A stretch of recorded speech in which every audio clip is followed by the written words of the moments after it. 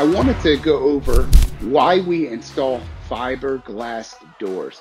Fiberglass doors are a far superior product over steel doors because they do not warp, crack, bend, or most importantly, rust.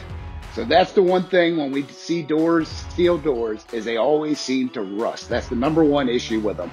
So that is the reason we install fiberglass doors.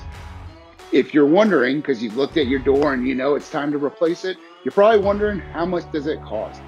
The answer, it can vary, but it usually on average ranges from $2,000 to $7,500.